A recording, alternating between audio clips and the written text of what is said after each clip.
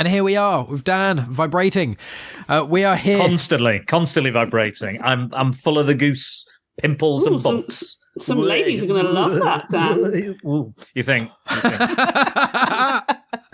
Historically, no. I don't think you're dancing hard enough. I think the harder you dance, the more likely it'll become like a physical magnet, and there'll be women walking in the street, but they won't be moving because they'll be drawn physically to you, like unable to stop. Like a moth to the flame. That is it. But with that, we are talking with Disney discussions, Christmas special or number 5. Don't know. I'll figure out if the one in the new year is going to be 6 or 5. We'll figure that out. That's a 2023 problem. But we're finishing off the year and the first sort of bunch of Disney discussions with Christmas, of course. So we've all kind of chosen a Christmas film that either we think is one of the best or that we thoroughly enjoy. And yeah, there's a nice little mix here. So we haven't really planned much in this. We just kind of went away and watched the films and stuff. So does anyone want to volunteer to go first? That's a first. Normally just one of us just sort of kind of pokes the bear. But does anyone want to? Yeah, I'll go first because it's an easy one, because I presume we've got a lot more to say about your pick, Mike, and your pick, Dan. Me and Megan have just gone for just excellent films, so we'll talk about within like 5 minutes, right? Sure. Classics, yeah. Sure, yeah. You can't do worse than me starting off the last one. So cool. It'll be Ria than Megan then. That's fine. Yeah, Dan taking up 25 minutes of the runtime just explain the plot. Like, we might as well just watch the film now. Prepare for prattle. It was great. To be fair, when I was listening back to it, although it was funny how much you were talking, it was very entertaining when I was editing it and stuff. I can't even remember what film it was. What film was it? Up. Okay. That was it. Don't worry, we'll play really, Megan was really moved by it. We'll play you back the 25 minutes that I'm talking, just for your information. Just be Thanks. like, yeah, Thank quality. But Ria, yes. Your so pick. firstly, I can only apologise. Because in the background are 2 very naughty kittens who are clearly psyched for Christmas. So I apologise for the background noise whilst I'm talking. So my first choice was chosen by Megan. So this was clearly the second, because the film that Megan chose is pretty much most people's favourite Christmas film. And I would say this probably comes up like in people's top 5s. And it is normally in my top 5. However, watching it this time, I was less blown away by it, I have to be honest. There is a similar film that I think is about 1 million times better stop motion film. I'm, of course, talking about The Nightmare Before Christmas. So, I mean, do we need to explain it? It's a stop motion animated film. It's a musical. It's directed by Henry Selick, based on an idea from Tim Burton. So it's not technically Tim Burton's Nightmare Before Christmas, everyone. I know people like to be like, oh, Tim Burton directed it. He didn't. That's wrong. If it comes up in a pub quiz and you say it, ha, they're doing it to trick you. I think sometimes there's like producers and they have, and if the producer is quite a well-known name, sometimes they put a name on. I think that's kind of what this is. But because it's such a Tim Burton-y idea, I think a lot of people just assume that it's him. They absolutely do. And I think that's to the complete, I think Henry Selick is fantastic, as we'll know, by Coraline, which is the film that I think is about 100 times better than this one. Anyway, it's still a great film. So we are in Halloween Town. We meet Jack Skellington. He runs Halloween every year and all the monsters and creepy crawlies. He feels hollow inside. He's not getting what he wants from Halloween anymore. So he wanders through a dark wood and finds a door that leads him to Christmas Town, and there's singing and jolly lights, but he doesn't understand it because fundamentally he's dark, he's emo, he is Tim Burton, and emos can't enjoy Christmas. So he tries to take over Christmas, gets all the little Halloween Town buddies to do shit like kidnap Santa Claus or Sandy Claus, and there's fun musical numbers. He ruins Christmas, gets missiles shot at him, but then he realizes he's made a mistake, and he is Jack Skellington. He is Halloween, and he technically saves Christmas by not doing Christmas anymore, by releasing Father Christmas. And there's a love story with a woman who is made by a man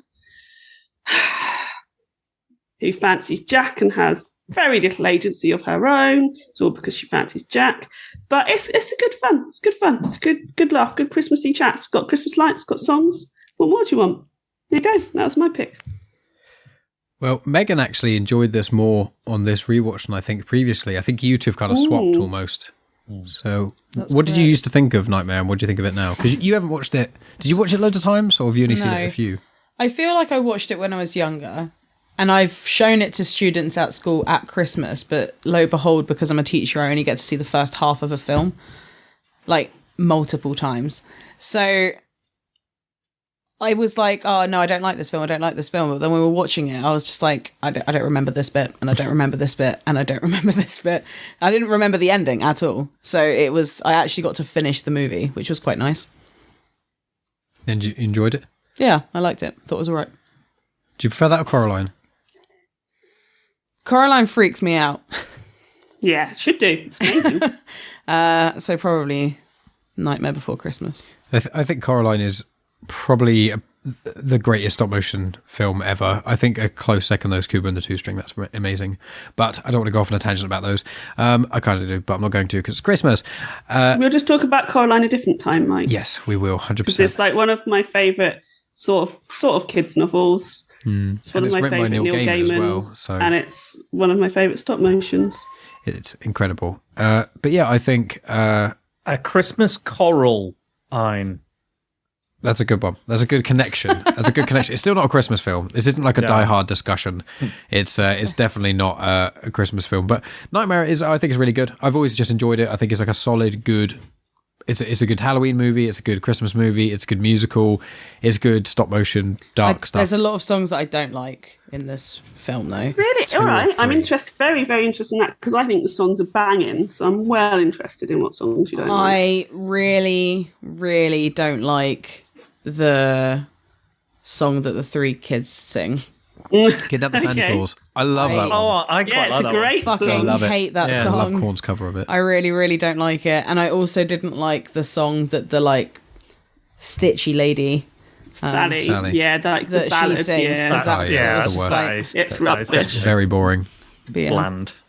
Yeah, I agree with that. but there's a doggy. There is Zero. Zero's great. I enjoy. I'm pretty much. I think all the music is good enough, but I always go off and I always say, if people enjoy Nightmare Before Christmas, check out the Nightmare Revisited album. It's out. It's just lots of the songs in this covered by different artists, and most of the songs are amazing. And it's just a really good listen. Korn's version of Kidnap the Santa Claus is incredible, and I think Rise Against do Making Christmas. It's just I love it. Panic at the Disco cover one of the songs in it, don't they? I believe so. Yeah. I think so. But yeah, it's worth a listen. It's you get Amy Lee of Evanescence doing Sally Song, which is cool as well. But sorry, Dan, you haven't said your thoughts on Nightmare. I had not seen this in a very long time. Possibly, I do remember seeing it either at home or at the cinema. I think I was maybe at an age where I was a bit like, like I've said before, that I was kind of like, Disney films are for kids. Yeah. And I was like, all right, let's go and look at some other stuff. And I don't know, there was just something about it that I couldn't get into or I didn't really enjoy. However, this time round, I really did get into it. I liked the ideas that they're playing with. I like how it's kind of like about respecting people's culture and how they celebrate certain holidays or what holidays are important for them, and not to erase other holidays necessarily. I think there's a really good message in there. But I think the songs are great. I think they're really, really fun and really, it's very Danny Elfman, which I quite like. And there's that gothic element to it. And yeah, I thought it was fun. I think there are some there were some moments where I'm like, how does that work? How does he get?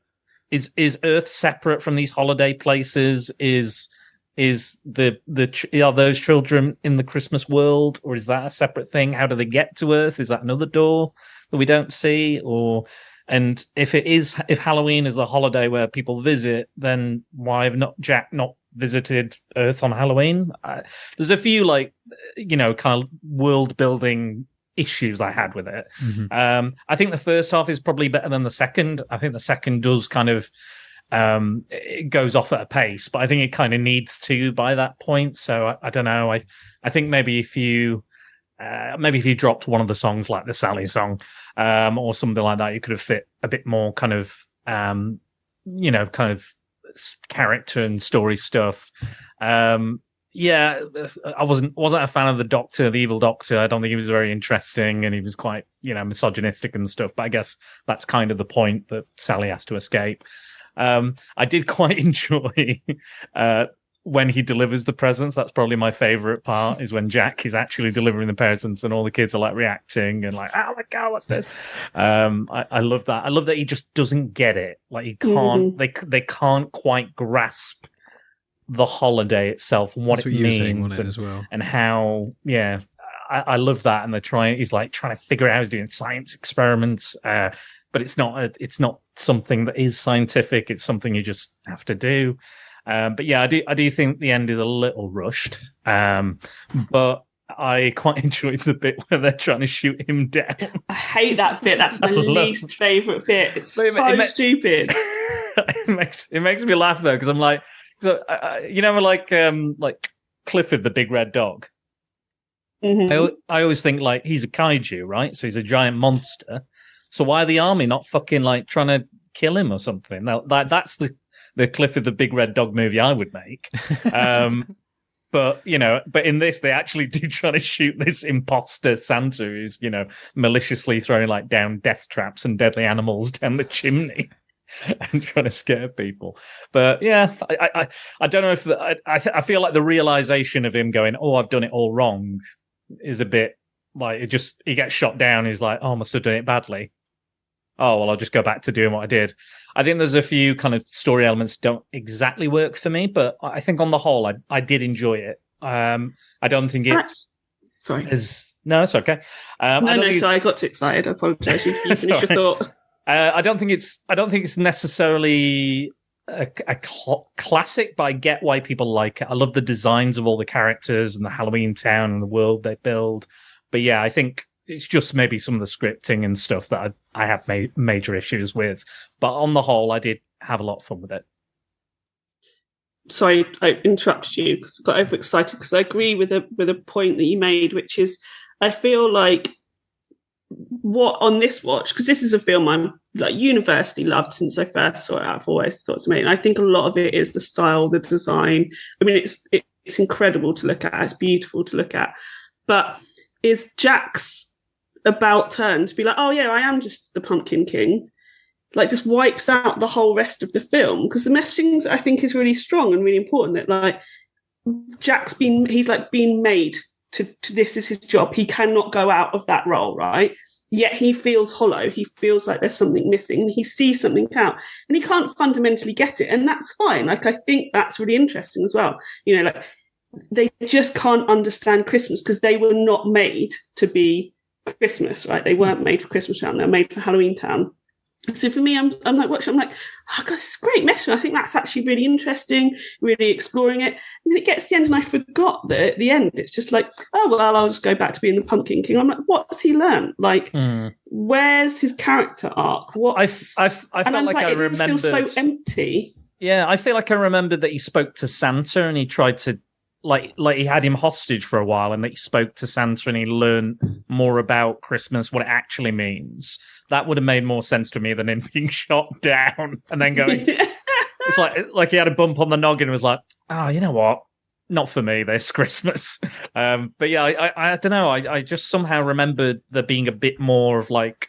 Because arguably you could argue he's the villain of the piece. Oogie Boogie does very, very little kind of villainous stuff. And don't get me started on all the gambling stuff. Like, what was that? I'm like, what? Why is there a gambling theme? Because there's no wager. There's nothing like that. He's a bag of bugs. I get that he's like the boogeyman and stuff, but I didn't get where all this kind of rolling the dice and shit was coming from, because he didn't do anything with it. It was just like. Visually, it didn't match him or his character, what he was trying to do. I just felt like they felt that they had to put him in because Jack is actually the villain of the story. It's just a bunch of ideas, isn't it? Tim Burton went, I've got an amazing idea for Halloween Town. These are all the characters. Let's whack them all in. Whereas, Tim Burton did this at the height of his Tim Burton powers, right? Yeah. It could have done with somebody going, I don't think that quite works. I get that you're a misfit and you like all these supposedly weird things. They're all actually mainstream. And somebody just needs to be like, let's just not do that. All the rest is really strong. Let's keep that in. And there was nobody who was like brave enough to say that to him. Well, also I think that when it comes down to it, Nightmare is an aesthetic and a soundtrack. That's at the core of it. That's what it is. And it started off this whole movement of alternative people and this kind of, it's kind of like mainstream alternative, it's kind of gothic, but it's cool. You can be gothic, but it's cool. It's mainstream, but it's not too much of this, too much of that, but it's just where it's a sound. You can be gothic, but you can like Disney. Yeah, exactly. It's like towing the line is kind of like, look, we're the best of all these things with a kind of this dissonance. Yeah, it's a musical and stuff and it's goofy, but it's gothic and dark and evil and it's Halloween, but it's also Christmas and it's these mixes together. And I just think really it's just boils down to it. It's an aesthetic and it's a soundtrack, and that's how I kind of feel about it in a good way. But you check out any other elements, it's like and that can still be good. You're totally right. That can still be enjoyable and make you feel good.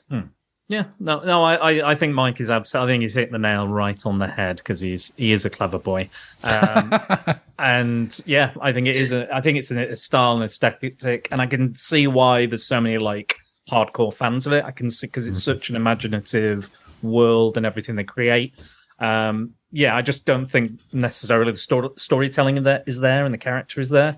But I enjoyed it watching it this time, but I don't think it's one I'll often revisit. But I respect the idea and what they're trying to say and all of that. But yeah, it was good. It was good. I like it. Yeah. Is there anything else anyone wants to add to Nightmare? I want to talk about the next one. Well, Megan, I think you take the stand for your chosen Christmas movie. All right. Go on then. What is it? It is the greatest Christmas movie of all time. Some might even say just the greatest movie of all time because it's fucking fantastic and I could watch it all the time. In fact, I probably watch it at least one to twice every single Christmas, and that is A Muppet Christmas Carol. Mm-hmm. It's a good film. I love it. Well, tell us what happened. What happens, and why'd you love it? Why'd you choose it? Why did I choose it? It's just great. It's a 10 out of 10. It's the same as Thor Ragnarok. 10 out of 10. What's it about? Well, it's based on Charles Dickens' A Christmas Carol. Yeah. So it's the story of Ebenezer Scrooge, a grumpy old man that wants to, what's the bloody quote? Decrease the surplus population.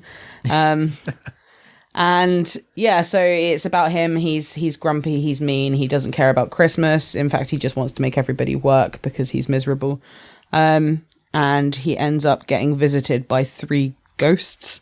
The ghost of Christmas past. Technically 5 ghosts, if you include Marley and Marley. Well, in this film, yes, there's Marley and Marley. Marley and Marley. Such a good song. Such a good song. That's one of my favourite songs from the film. I love it it's so much. It's the best song. And Kevin will be to wind me up. We'll watch it because I put it on every single year, and every time that song comes on, I'm like, it's such a good song. And then when it ends, like, it's such a good song. And to wind me up, Kevin's like, is it though? I know you're doing it on purpose. Me and my brother will literally just send the word Marley to each other, and the other one will reply going, whoa.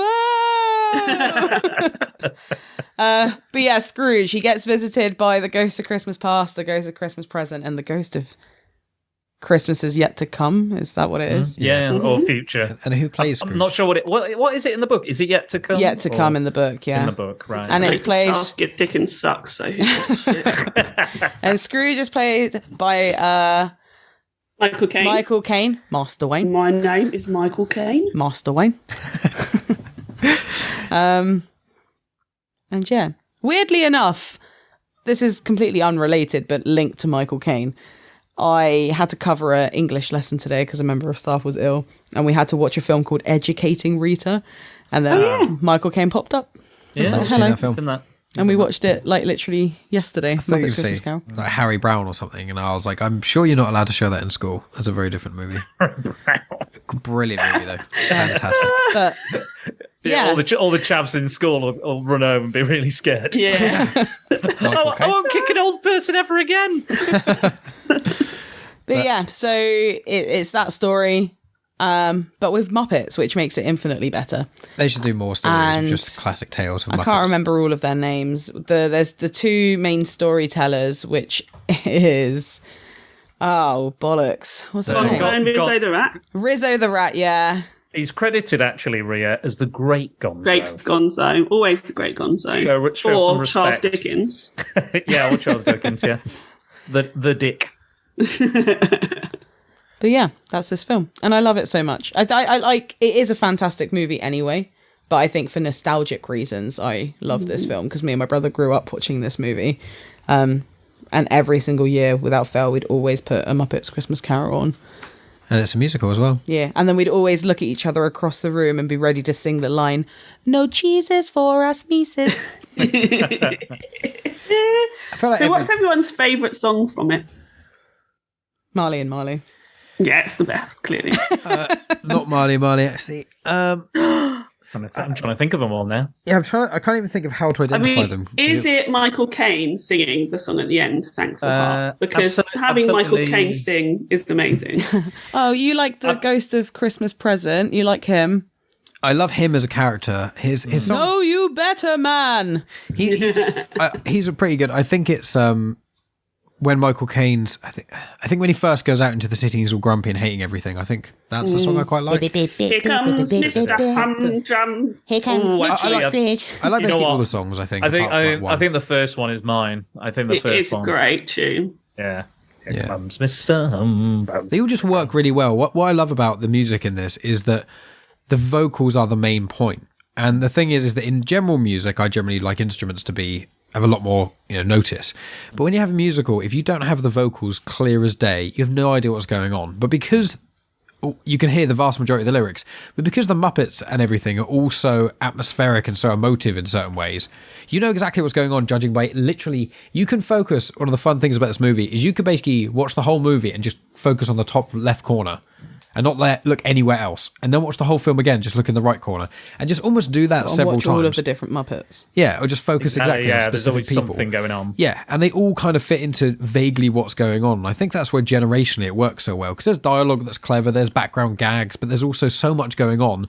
Any age can really enjoy it. And it's got songs, and there's parts that don't have songs. It's not all singing, and it's got this and that, and silly bits in the middle, but the plot is really easy to follow. And it has meaningful. quotes from the book, so it's educational. It's just got exactly. a little bit of everything. I think that's what works with it, and I think that everything it tries to do, it just really works at. It's like, let's do a classic tale with a bit of fun with Muppets, and you go, there you go, smashed it. And updating Dickens so people can actually enjoy it instead of reading 10 fucking pages about fog. I've been trying not to swear because we're talking about Disney. When I talked about Dickens, we've always got angry. I know, but I'm trying to dial it back because, lovely, Muppets Christmas Carol, Sure. wonderful for children. But yeah, I mean, updating Dickens, you don't have to read 10 pages about fog, is delightful, right? They made Dickens fun. I'm sorry, I know people love Dickens. He's not that great, everybody. Were you never reading read The Dickens. Fog, Ria? If only, that would be delightful. No, I was forced to read Bleak House. Yeah. I've never read any Dickens. Sounds Good, bleak. keep it that I've way. read A Christmas Carol. Have you? How was Yeah. it? Was all right. Inferior to the Muppets? Because every iteration, I don't even know why they keep bothering. It's just like every time you make it, Isn't it's like, there will one say- iteration of A Christmas Carol that's got bloomin' one of the Mitchell brothers from EastEnders? in it? Probably a I don't know, TV one. but I need to watch that. That It's sounds the other horrendous. one. It's not the main one. The other one. Phil or Grant? Grant Mitchell. Grant, Aardman. Yeah, Aardman, the Grant Aardman. Mitchell. Yeah. That one, yeah. Yeah, I think. Anyway, if there's no Muppets, I'm not interested. What Yeah, I'm with you, I Mike, like I'm with about you. it is that, the purists, the Dickens purists, might turn their nose up at it, but I think it actually gets across the idea really well while still being entertaining and fun. And it doesn't take any of the seriousness away. He's still, he's still going to die. He's still, still treated fucking horrifically, but then he's still horrific to everybody else. Like, it's not like, oh, let's make him more likable because it's a kid's movie or something. They still show like what his fate will be. It's like serious. This is like, and yeah, I think it always will work. It always has worked. I'm still laughing at the jokes.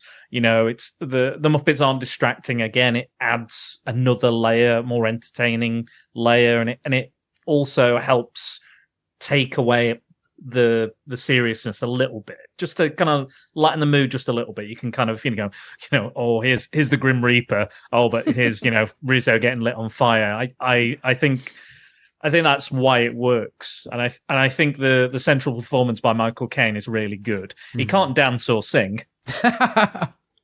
I like that. I like that because sort of like the musical numbers are from the Muppets mostly, right? Yeah. And I like that because it's a world where fantastical creatures, these Muppets puppets, exist, and it's just accepted.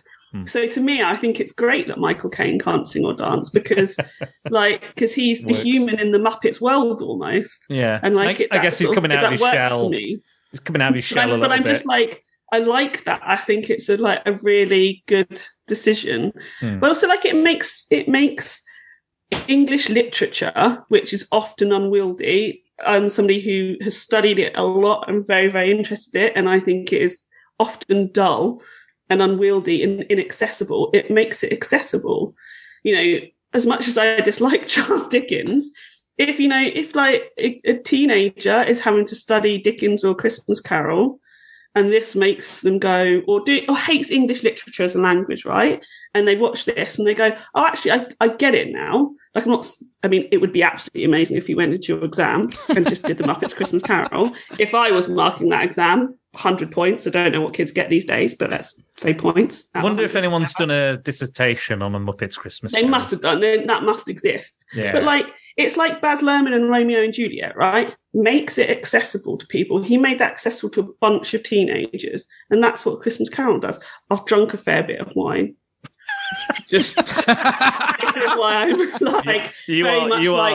go and study a Christmas Carol and then read Dickens, and I hate Dickens, so I don't know why I'm suggesting that to people. Chaotic scenes over here. Well, bringing it back to the Muppets. No, it's not too bad. With the Muppets, does anyone have a favourite kind of like, in the film, everyone's got like a favourite little moment of like a background Muppet or something like that. My one is the little rabbit at the end that's kind of like, penny for the thingy, governor. And then you see him with his little family, because I love bunny rabbits. So like a baby bunny rabbit, I think, is the most adorable thing on this entire earth. I love my dog, my puppy, many cute things in this world. A baby bunny rabbit is so cute, it makes me just want to cry. So any rabbit puppets, I'm all for. That's my thing. But I just want to know what anyone else is. That was such a long-winded way to say that your want to talk about rabbits. Rabbit. I just love them. I can't do a whole podcast about them. Is this just background characters? Anything really, just a Muppet that you really like at the specific. I like Tiny Tim. You're supposed to. Oh yeah. But I love Tiny Tim, and he's such a he's saying stuff like I'm glad I'm like this because it makes other people feel better about themselves, even though he's like dying Brutal. And weak and feeble. But that's a lovely in a way a lovely sentiment that he's, in a sense, he's bringing joy while he's suffering. And I was like, that's pretty full on. But yeah, that's the whole point of the film. You're supposed to fall in love with Tiny Tim, and they do it expertly. So there you go. But yeah, for me. But I also, Mike, like the Ghost of Christmas Present, and I like that he lives in the present, so he's got like a short-term memory. And coming from someone who has short-term memory problems, it's nice to see representation. So there you go. Hagrid, basically. That's why I love him. He's like, hey, it's Puppet Hagrid. I like his energy. His energy is good, and I like that he's quite large and stuff. He's a large Muppet, and you don't see many of those, I think. He's the present. He fills the space. He's present, isn't he? That's why he's there. The present is now. Your space, your time is filled. That's what he does. My favourite Muppets, as always, are the food Muppets. Fruit and vegetable that people are buying, got eyes, mouths and talk. And other Muppets come along and be like, oh, I'd love that bunch of grapes. I'd love that cabbage. It's talking and got eyes. Munch it up. Love it every single time I watch anything to do with the Muppets. I'm like, it's insane. It's the best thing that's ever happened. Actually, I do have a background Muppet. I like Marley and Marley's chains. I never noticed that. They've got their own mouths. Yes. I never noticed that. I thought that was brilliant. There were so many amazing little just backgroundy characters and things that, or even just like the Muppets have like the first lines of dialogue in the thing and they're just talking about it's the pigs and they're like, oh, that meal was lovely. What do you want to do now?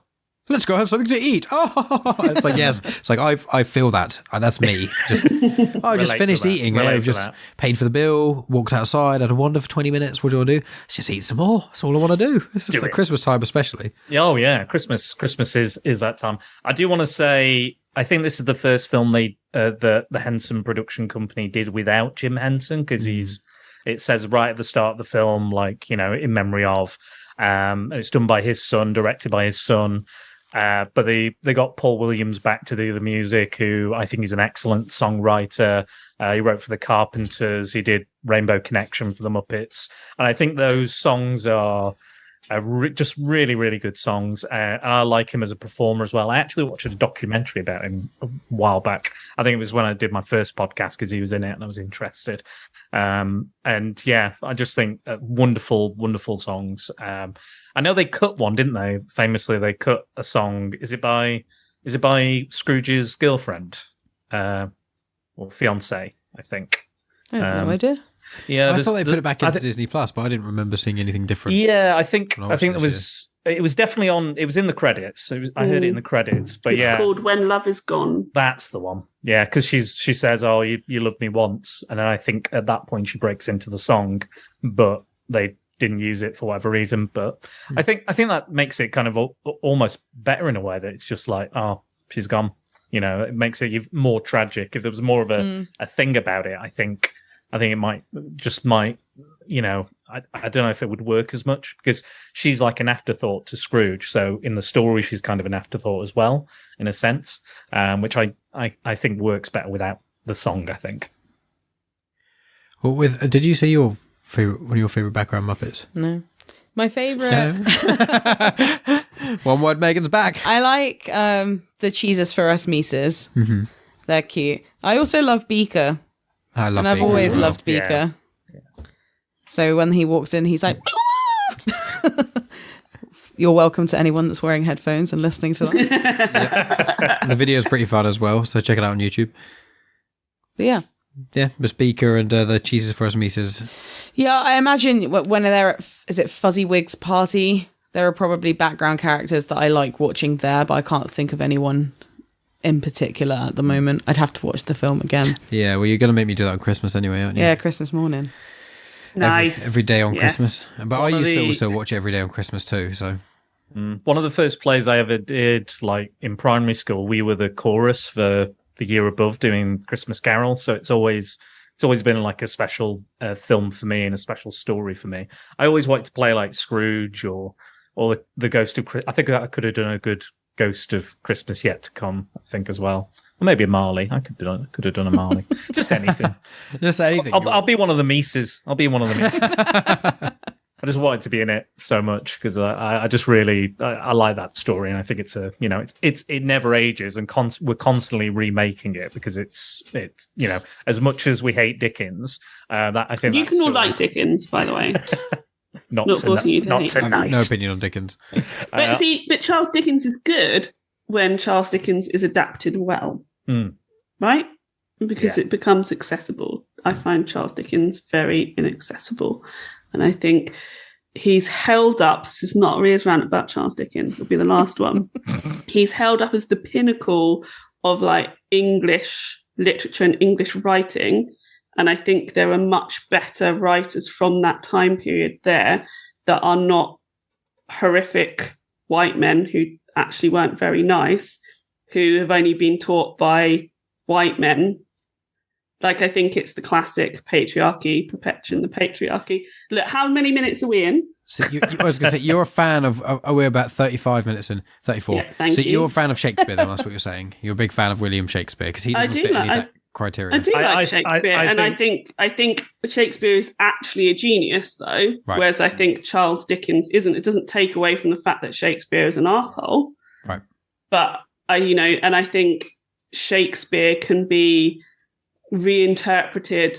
I mean, I've seen many feminist interpretations of Shakespeare because I think that is there. I think that is less possible with Charles Dickens because he is, in all of his books, not fantastic about women, massively upholds the patriarchy. But I also think that our education system and what we as a society say is good is stuff that is often written by white men when there is better stuff out there that is not written by white men from the same period. And we shouldn't just be perpetuating the same writers and saying they are geniuses. Dan? I mean, I've never read Charles Dickens. I've not looked into his. I have played Fagin. I did play Fagin, but I've not looked into his kind of sordid history. But it sounds interesting. I will educate myself. Thank you, Ria. Yeah, I know nothing about Dickens. But diddly squat about Dickens. But yeah, I probably won't go out and read any Dickens myself. No, like he can create a character. Don't get me wrong. Sure. Yeah. That he's not all bad. I just don't think he should be perpetuated as the height of English literature specifically for that period, or as something in the UK we should constantly be teaching. Just say. Let's move on. from a Christmas Carol, is there anything else anyone wants to say about Muppets? I hate the Ghost of Christmas Past. Because it's creepy? It is Because she's a creepy little girl. Creepy doll? Creepy dolls? Like have you guys seen the Jim Carrey Christmas Carol, the CG one? No, I have not, no. That Ghost of Christmas Past is really creepy. It's like it's like a little candle and his head's burning and he's got this weird creepy Irish accent. It's really off-putting. It's you have to see it. It's disturbing. That sounds horrible. More disturbing than this one, and that one is really disturbing. Is there any story that's got more film adaptations out than Christmas Carol? The Bible.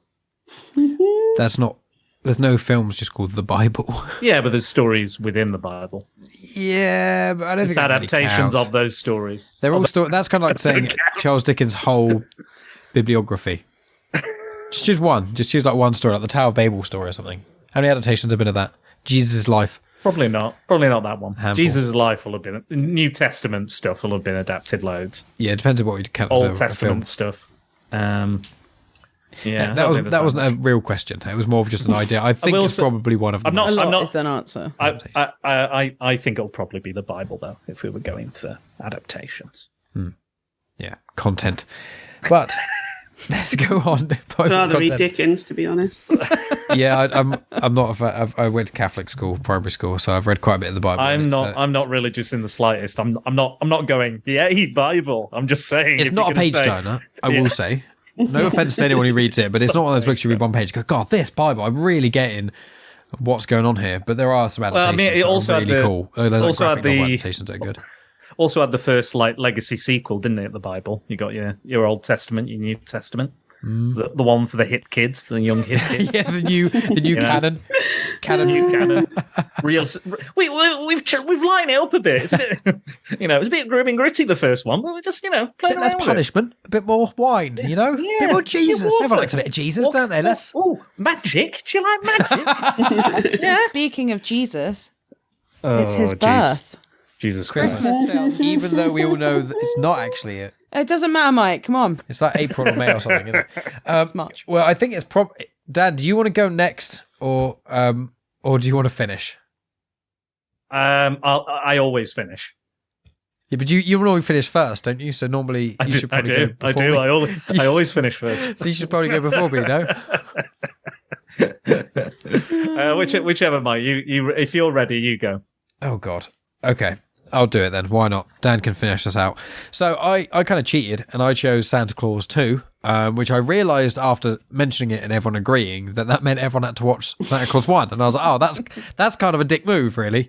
And I was saying to Megan, I was like, oh, if Santa Claus 2 is really crap, and the first one is either really crap as well or okay, I'm going to really regret making everyone watch these. And I watched them in a little while. It's been years before you, because I've never watched them with you, have I? So no, we haven't seen them together. So it must be minimum 7 or 8 years. But yeah, rewatch them, and obviously, my main thing is I think Santa Claus 2 for me is better. Apart from there is one bit right at the end, which I think completely not spoils it, but it's just there, and I'm sure Ria's going to agree. This is going to be spoilerish stuff. The woman whose name I've completely forgotten, so I hope I've written it down, which makes me even worse when I'm about to say about this. Principal Newman, she literally gives up absolutely everything because she's basically pressured into doing it at the last minute and going, like, well, if you don't marry me in like 10 seconds, literally Christmas is gone forever and you've completely ruined everything. And you're like, what? And she's like, okay, yeah, that's fine. I'll just stay here while you go off with your son in the sleigh, while I've literally only just really come to grip with the fact that you are Santa Claus, and I'm just going to stay here with all these elves I've literally never met before while you go off doing that for a while, and I'm going to wait here, not thinking like this is December, so this is like not even halfway through the school semester, so you're like or school year, it's like she just completely goes from the start of the film this strong character and goes from there, and she just becomes slightly, you know, her guard goes down and it's fine. You're like, oh, you're seeing another side of her. And then this end bit, you're just like, yeah, she just quits her job that you know she's really passionate about. Doesn't seem to tell anyone that she's gone there, not her parents or friends or anything. And then just like, okay, well, I hope you get back. Not too late. I'll just loads of missing here. Posters up. Yeah, and it's just that was the one bit of the film that really, of the two, of 1 and 2, that's the only bit I was like, oh, it's right at the end as well. I was like, I'm having a great old time. And I was like, oh, that is a bit fucking annoying because she was such a good character. My friends, is an abusive relationship. That's called coercive control, and it's very bad. And we'll include some links in the show notes where you can seek help if you feel like you're in that sort of relationship, because it's bad. Like, it's genuinely bad. I've never watched either of these films before, and I put on the Santa Claus, and I was like, this is great. I thoroughly enjoyed it. I did not expect to enjoy it, not for any sort of reason. Well, it's the main reason I do not enjoy Tim Allen as a character. It turns out I only like him as Buzz Lightyear.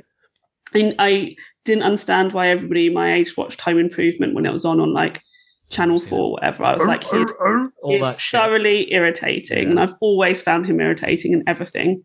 And so this film started, and I was like, I know he's supposed to be irritating anyway, and you're supposed to dislike him, just try and get over it. And I tell you what, I had a great time. It's a romp. Like, it's the first one, like, it's ridiculous, it's stupid, but if you just enjoy it, it's absolutely great. I really enjoyed it. So I went into Santa Claus 2 on an absolute high. I was like, this is going to be brilliant. I'm going to have a really fun time, especially for Christmas films.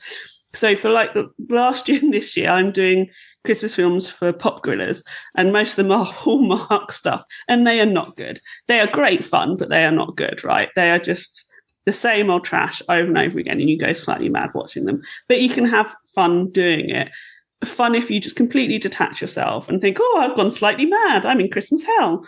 This is actually just Christmas fun. And I was like, this is lovely. And she comes in, the principal comes in, and I was like, well, I clearly fancy her. She's amazing. I assume you fancy her, Dan, as well. Oh, absolutely. As soon as she came in, I was like, Dan fancies her. I fancy her. We've got a type. I was like, we're on board with this. And I was like, fantastic. You got to the end, and I was like, they're not going to do it. Because it's called the Santa Claus, like a legal clause. It's like they're going to find a loop in the legal clause rather than force a woman to marry him. Like a week as well. I mean, at least beforehand, he hasn't lied to her, which I appreciate. He has not said any lies, and he said, I am Father Christmas, I'm Santa Claus. So, like, at least he's up front. Then they force her to marry him. I'm like, this is actually really bad. It's in front of really everyone as well. Disappointing. In front of everyone. Like, this is why I also think, like, public proposals, unless you've talked about it beforehand, are bad, because you're forcing someone into a decision because people are there. And it's the same thing. And I know I'm taking this very seriously for a Christmas film, but you're totally right, Mike. I was shocked at the end. I thought they're going to do something where he doesn't have to get married, because I was surprised anyway that was a thing at the beginning of the film. It's not where I expected it to go, and that they carry it through. I was genuinely pretty outraged, as you can tell. Yeah, I think for me, I think all of that's very weird. I think she's like I feel like she is in distress as well throughout the film, because that laugh she has doesn't feel like a natural laugh. It feels like she's like, ha, ha, ha, ha, you're so funny. Ha, ha, ha, ha. You know, it didn't seem right. And again, this like the way that she opens up just doesn't seem natural. It just seems really forced. Because like the way she starts at the beginning, she's like, because she's almost like cancel Christmas sort of thing. We don't celebrate it because we'll offend people and stuff. And I was like, okay, so she's probably the villain. Oh no, she's the female lead. You know, she's the Mrs. Claus. But yeah, for me, like I had problems with all of that and the ending, and literally left it right up to the last minute. And she's like, I just flew with the Tooth Fairy. Okay. They're just like, it's all very, very rushed. And the robotic Santa really fucking annoyed me as well. Oh my God, it was so fucking annoying. I loved it. That's the bit I like the most about the second film. I thought it was so... he's unbearable, but it's so funny. Awful. I loved it. Anyway, for me, I think the problem I had with it most is the giant plot hole that the first film and this film opens up. So the Santa dies, presumably, in the first film, leaves the card, says, put on the suit, and in that first film as well, it's lucky that the last few stops he has to make is just in his neighborhood as well, isn't it? Like, just those last 3 houses or so. That's pretty lucky, I'd say. And in America. On his street. So he dies. So that's the second film says, canonically, that guy had a wife. Where the fuck did she go? Does she cease to exist, or do they just fucking kick? Because when he arrives in the first film, they're like, "Oh yeah, you're right, Santa, yeah, come on then." And they're not sad for the other Santa. They're not gutted for him. You're not like, "Oh, he's dead. I loved him," you know. But then they're all saying that they've lived like 900 years, thousands of years, and stuff. And they were like, "This has never come up before. This thing that we're doing now, where you have to get married, has never come up before. In that much time, it's never come up." Bullshit. It's definitely come up. You definitely knew about this. I don't know if maybe it was like an act that they were like, no, oh yeah, we've never seen this before. We got to tell you this. Get married. What if he was gay? What if Santa was gay? So my assumption is, so you are leading into what my assumption with that is. So I had the same thought, but my assumption is, the person who becomes Santa, much like the film we're going to talk about that you talked about, Dan, is what we would consider like a sort of straight heteronormative, conservative. And I don't mean as in like politically conservative. I mean as in who they are, as in like, like not political, person who just is married and has a wife. Like, that was my presumption when watching it, that it's like, it's saying that him being a divorced dad is an unusual thing for Santa, and that's never happened before. Like, right. You know, like when you watch films and it's like, the president or the prime minister doesn't have a wife. How weird. That's never happened before, because all men hit like 25 and have political ambitions and get married because you've got to have a wife. I felt like it was kind of like a normal person who'd be chosen to be Santa is heteronormative white man who has a wife. What if it was a woman? What if Santa was gay? Does that affect anything? Does that, I don't think they would allow that. I don't think they'd allow it. I think that's brush that under the carpet. Didn't happen. Might be murder them with an icicle. Get the next one in. Heaven forbid if Santa was black as well. Oh my god! I think the biggest question that I have with the whole Santa Claus thing, although I chose the movie, and I think the first one is like a real Christmas classic. I think for the most part, for a Christmas film, it's really good. But the biggest plot hole I've got with it really is just like, what if Santa just dies on his own accord? Is that the end of Santa? Someone has to kill Santa. It's like, this is like really messed up. What if that got out and like, oh, you can have the power of magic and like somehow live in this, I don't know how large, magical underground castle thing where all your food and water and everything is all taken care of, but I don't know if you get paid or not. And then you have to use magic to fly around the world and stuff. And you're like, oh, how'd you get it? I just kill Santa and put in his suit. Well, it's like the Elder Wand, isn't it? Oh. Yeah, but the older one was made for power, so it makes sense. It wasn't a serious point, Mike. Oh. I was ready to go. I was like, well, older one, that's good. That's for power. I actually wish I had interrupted Santa you. I actually think I would have enjoyed that, and I'm sorry for interrupting you. That's fine. It's fine. But I thought that, although I like the idea where it's done it in, I think Miracle on 34th Street might have been the first one to do it, where I like the idea of when Santa is about and no one believes they're Santa because we're in a modern world. And it's even funnier when it's someone who hasn't been living as Santa for their entire life in the North Pole. It's someone who just is becoming Santa and they're like, I don't know. I don't want to have this happen to me, but I'm explaining to you what's happening and nothing makes sense. But I really also like the relationship with the stepdad across the two films, Neil, because he does seem like a dick. Yeah. You see in the first film, he really cares about Charlie. And if you look at it from he's kind of villainized, but if you actually look at it, he's actually makes the most sense because you're like, there's this guy who's claiming to be Santa Claus, this mythical being, and he's like taking your child off and taking him away, and you really care about him in some ways. He does look like a bit of a dick about it, but I agree. But he's just like, especially in the second one, he's completely fine with it when he's really nice. And I thought for the once, there's not a stepdad character who's just an arsehole. You know what I mean? I think that was my favorite part of the first one is the divorcee dad. He's struggling. He can't make the turkey. He's trying to make money, but he's not the best at it. I found that quite kind of heartwarming. Being the child of, divorced parents, I thought that was quite nice and seeing that connection and stuff. But no, we got to get him married. He can't be alone. Can't be a bachelor or a weirdo. He's got to be fucking married off. Quick. Do it now. So happy single, just being Father Christmas. He was doing good. He'd found meaning and purpose in his life outside of heteronormative relationships. He was really fulfilled with life.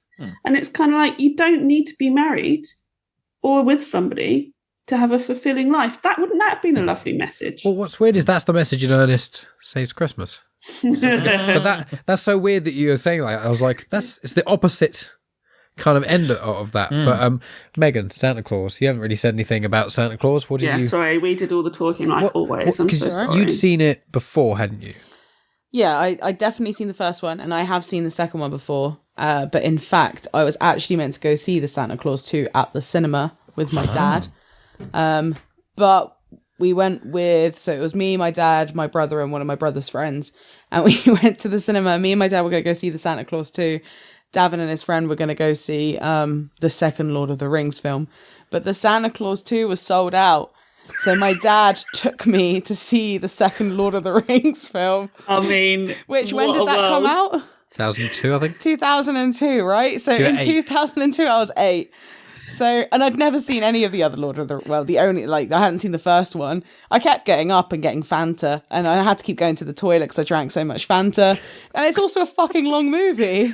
There's 8-year-old Megan that's wanted to go see the Santa Claus 2 at the cinema and ends up seeing the second fucking Lord of the Rings movie. Opposite of cinema. Sorry, but the idea that you went to the cinema and Santa Claus 2 was sold out and Lord of the Rings was not is one of the most amazing things I've ever heard. Yeah. That's just what your dad told you, and actually he was like, after all this time, she threw us on. He wasn't sold out. He just I can't be asked for this. Let's just go watch all the weeks. I don't think my dad would remember taking us to the cinema that time. That's why he was I don't remember that. Otherwise, I'd ask him, but I don't think he'd remember. Yeah, because otherwise, why would you take an 8-year-old to go to the second remember. Lord of the Rings film? Yeah, I don't remember going to see a great film that day. With also your brother as well. My brother and his friend, and then we got the train back from Southampton to Eastleigh, and Davin and his friend were pretending to be Gollum on the train. Precious. I just wanted to see Santa Claus 2. You're like watching. Terrified. Megan's terrified. Like Gollum. You were just like Gollum and stuff on screen and stuff. Nightmares of the Nazgul and Gollum. Yeah. But I had seen both of these films before this watch. I just I didn't remember them completely. Do you enjoy them? What? Did you enjoy them? Yeah, I did. It sounded like you went drunk joint. I thought he went John Joe. John Joe. I didn't say any of these things. I just heard. I'm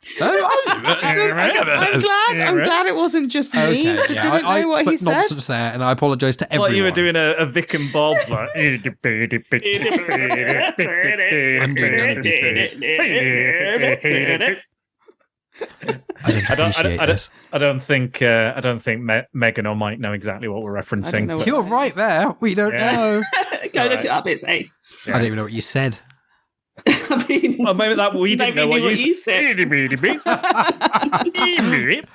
But yeah, I liked these films. I did much prefer the first one to the second one, though. Yeah. I can't fucking stand the robotic Santa. It literally made me want to kill. I thought it was such a great idea of the way the prosthetics worked with. The bum was hilarious. Looking. The bum cracked me up. When you see his bum, it's like a Barbie doll bum. Cracked you up? Yes. But that was my gremlin laugh.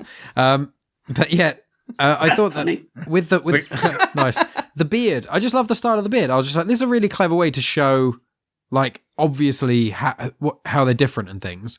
But I just thought the prosthetics worked, and although it was annoying as all hell, I was like, this makes sense. It does go off the rails completely when he starts wearing the outfit, the uniform. He essentially becomes a Nazi. Yeah, it's a fascist dictator. Yeah. And you're like, I forgot about this bit. I was like, yeah, my child mind completely erased this very heavy-handed fascism in the Santa Claus movie. I was like, oh, and Santa's the savior from fascism. I was like, okay, this film is going off the rails. Yeah. The first one. But I liked that he gave up being Santa Tim for his kid, Allen is the saviour from fascism. There we go. But I like the kid family stuff. But then again, it goes back into that Come on, thing. Dan. We've been having some chats. Come on. We have been having some chats. I'm not a fan of. There's a lot of actors I'm not a fan of their personal politics, but I think Tim Allen is one. I know recently he came out and said that there's a line in the new show about the Santa Claus where it's like. You can't even say Merry Christmas anymore. And I'm like, you can. Literally everybody can. That's not a thing. But yeah, and that's fine. Like, I can separate the art from the artist. I appreciate that.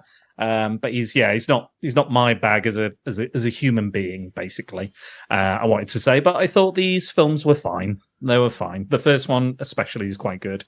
I've heard the third one's awful, so I'll don't watch the third one. No. But it does have Martin Short in it, and I really like Martin Short. He does not save the film. He doesn't. I watched these first three. I watched the third one in the cinema as well, and I was like, because I do really like these films for Christmas films, but the third one I remember watching, and I was about halfway through, and you know how the second one about 2/3 through goes off the rails, and you're like, what is happening? With this one, it happens like halfway through, if that. And things just start happening, and you're like, I don't know what's happening. I can't follow any of this. And I really don't care. There's no stakes whatsoever. Because you're like, well, Santa's not going to lose. So you're just watching this like, I know. Well, he does in the first film. Well, that Santa does. Falls off the roof. He loses his life. Yeah. Just slips off a roof. But I do like in the first film where Scott Claus keeps saying, like, we need to figure out a way. What happens if I fall off the roof? Like, I need a rope attached to the sleigh or something. Scott Claus? Scott Calvin. Scott Calvin. I'm mixing it with Sandy Claus. Scott Claus. Sandy Claus. Scott Claus. I didn't even notice. Nightmare Before Christmas. Maria's like, yeah, Scott Claus. I was just thinking SC and Scott. I thought you meant like because he's called Scott and he becomes Santa Claus. Oh, you thought I was being clever with it, and to my audience, no, Yeah. I got the names mixed up. I wasn't being clever. I've got a fan fiction I want to write about the Santa Claus, and again, it does go back to the original Santa from the first film. I don't think he actually died. I think he just took off the suit and then ran off naked. And ran off naked because he's like, oh yeah, he ran off naked, and I wanted it just to cut to this guy running away naked. But I think he's having such a shit time at the North Pole. Maybe he's got a nagging wife, perhaps, that he tricked into marrying him, and he's just like, I've had enough of this. Sick of the elves, sick of all this shit. If somebody else puts on the suit, they become Santa because there's no clause about him saying he has to die or anything. So if he just removes the suit, he can put it on somebody else's Santa, and they've got the curse of being Santa or the gift, whatever you want to call it. That's and we just follow this guy around trying to escape, but then he maybe bumps into Tim Allen's version, or maybe he comes back and he's like, I want my power back or something. That would be my fan fiction. And he comes back wearing a black Santa suit, and they have to fight, and they fly in the air and shooting lasers at each other and stuff. Well, just because I like superheroes, Mike, doesn't mean everything has to be a superhero thing. All right. We're just turning it into this. There's a series out. There's 3 movies. Let's turn this into a franchise. Let's just go. It already is. Unfortunately, already is. Yeah. True. So before we move on, Mike, you raised an excellent point in our chat about the magical figures that meet in the North Pole. I can't remember what they're called. Yes, the Fairy Tale Council, I think. That's it, the Fairy Tale Council. They're one of the best parts of the second film. And they are one of the best parts. And you made an excellent point that one of our very own Disney discussion host attendees, people, panelists would make a fantastic addition to the Fairy Tale Council. So I wondered if we could all make a unanimous decision about which fairy tale character on the council Dan would be. It's only me. Nobody else. It's Father Time, isn't it? He could be Father Time. That's it. Dan, if anyone sees, watch us on YouTube and watch Santa Claus 2, or even just watch a little clip of Fairy Tale Council from. Do you know what the hilarious thing is that this must have been the point in the movie where I got snoozy because I don't really remember the Fairy Tale. It's like right at the beginning. It's literally I get snoozy easily. We did have to stop after 20 minutes and then watch the rest of it the following night. Yes, because I remember what we did is we finished watching the first one, and I was like, let's just power on through. Let's just And I was like, let's just go on. It happens a lot. And then 10 minutes in, I was like, I'm tired now. It's got Mother Nature and then Father Time. So Yeah, it's Mother Nature Father is Time, Cupid, Easter Bunny, Tooth Fairy, and Sandman. Yeah. Mother Nature's the one from Friends, isn't it? Yes. Yeah. And Archer. And They're all really good. I think it's a lot of fun. And when I think the first half of Santa Claus 2 is absolutely excellent. And I think if you watch basically Santa Claus 1, before it goes the first half, crazy. the first half of Santa Claus 2, I think works really well. And when I was watching it, I was like, I'm getting really into this. I'm remembering why I enjoyed it so much. And then it's just half an hour from the end. You're like, And I love how they make out like graffiti is so bad. Oh my God. They make it out like it's the worst. Like he's selling fucking drugs or something. And I was like, it's a bit of spray paint. Leave him alone. But I did like He's just a bit sad and likes doing graffiti. Like I would get. I mean, they seem to have. He seems like he got a big enough house. At least he wasn't drawing. It wasn't like drawing giant knobs on stuff. You know what I mean? He was just like fighting. He was fighting against the oppression of not celebrating Christmas to support his dad in his role. I did really like the fact though when he said, "Oh, this is really hard to clean off," and Scott was like, "Yeah, that's the point." And I was like, "That's actually, to be fair." You know, I mean, graffiti, although it is very cool and I like a lot of street art, obviously there is a time and a place. And when you see like a kid's play park and there's been graffiti below the tags, you're like, you know, that's crap. When it doesn't, if it looks a cool artwork like murals, I love that stuff. But when there's a couple of play parks near us and they just look. All like right, Emperor Mark will Palpatine. he'll only have sanctioned graffiti. Have public walls like specifically that are allowed to have really good and encouraged to have murals and things on it of people. This is how freedom dies. No, I'm not running for office yet. But no, the only thing I liked about it was when he had to clean it off and saying, this is difficult. Like, that's a good restorative. That's a good way to be like, yeah, if you graffiti on someone's house and you shouldn't, you know that they have to go through this to actually get rid of it. And it's a very... it's a nice teaching moment. Yeah. So I liked that. Yes. I do like the little sister in it, in Santa Claus 2. I think she's great. Yeah. The cousin. No, it's sister. No, it's his sister. No, sister. Oh, it's the other... Oh, sorry. Yeah. It's his half-sister. It's his sister because it's the boy's cousin. That's why, isn't it? What are you on about? No, it's the stepdad and Tim Allen's ex-wife's daughter. Is it the ginger one? Yeah, the ginger girl. What are you talking about? Why are you talking about cousins? I think I'm getting my movies confused. Are you saying that because she calls him Uncle Scott? Right.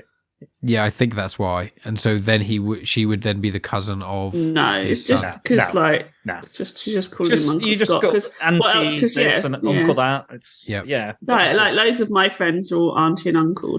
We are several of our exactly. Kids. Yeah, that's what it is. Yeah.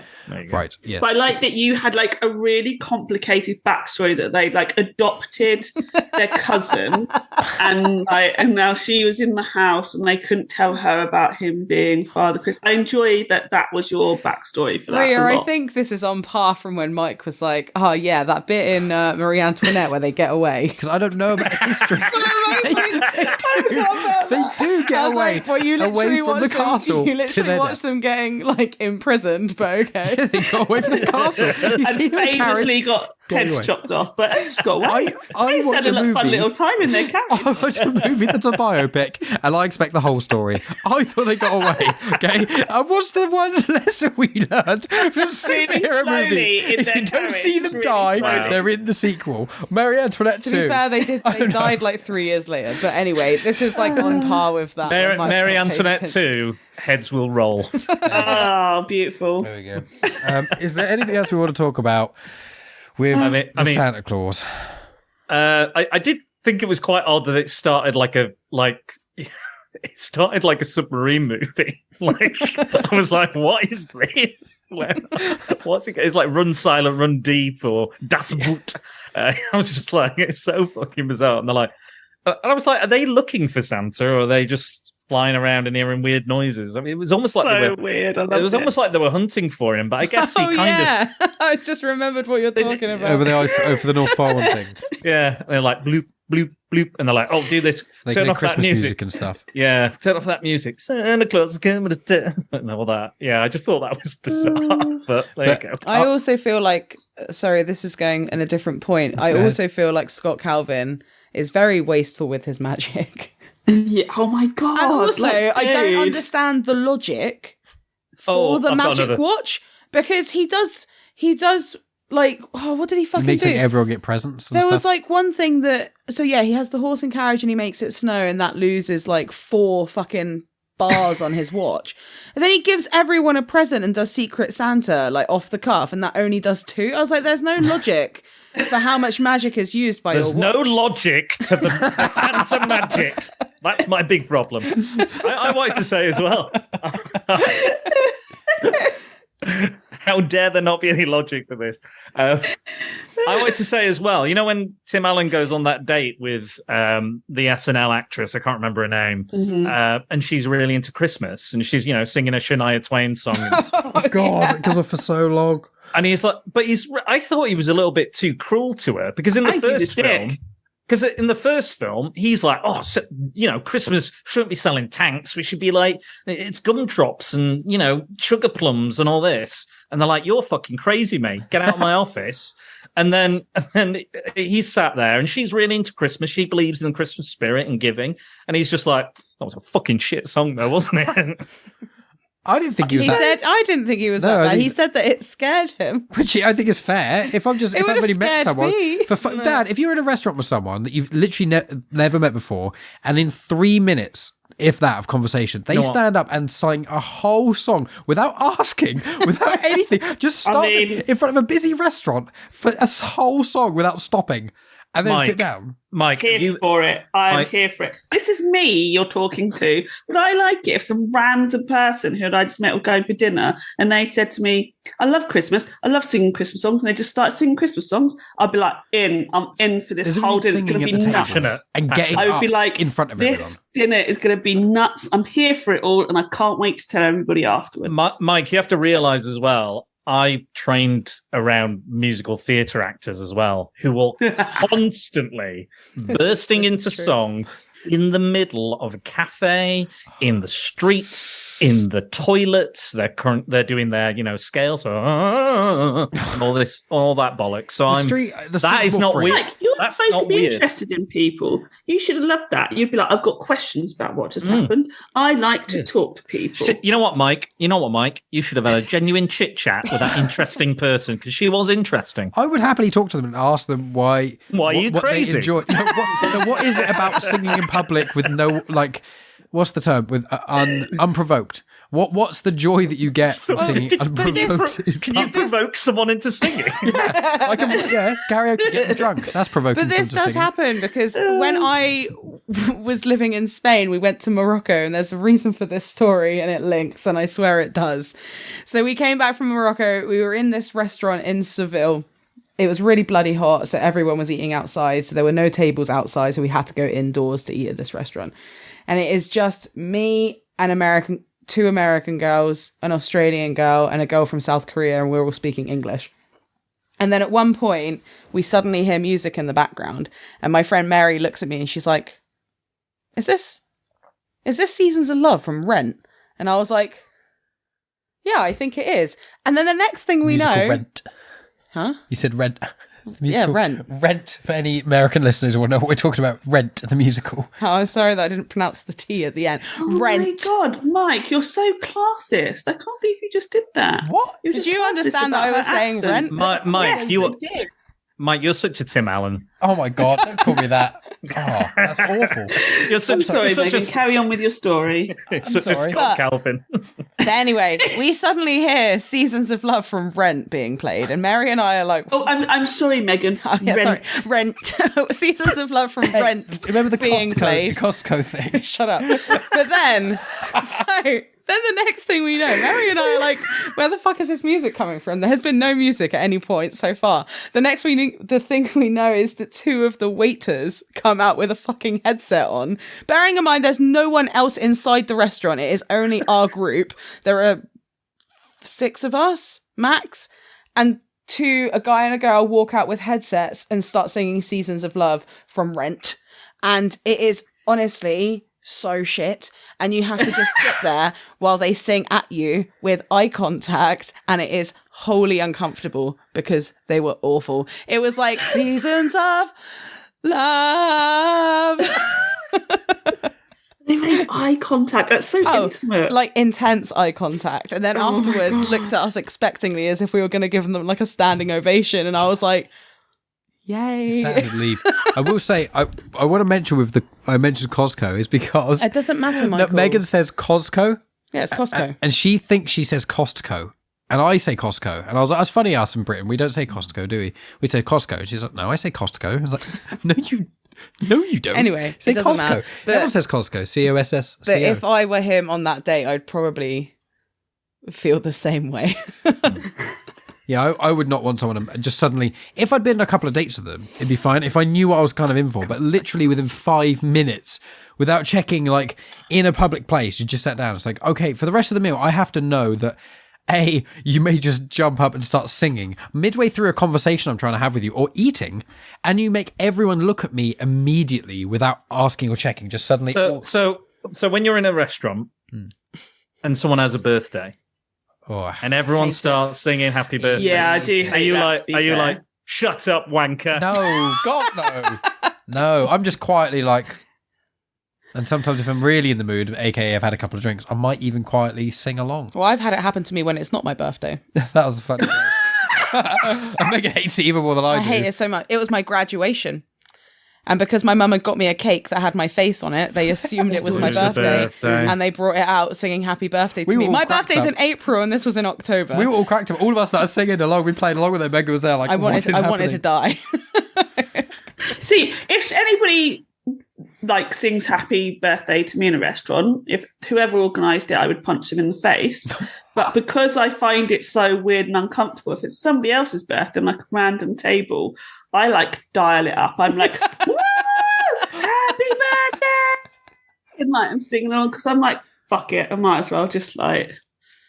It happened loads at Disneyland Paris, and I was like, I'm in. But like Kevin and MJ are like, what? Americans really go for that shit as well. They really. Well, it was Paris, 100%. So. Oh yeah, shit. So yeah. the staff were in. They were like, there at Disney, but also like the opinions shown by Dan did not reflect the whole of Disney discussions. Maybe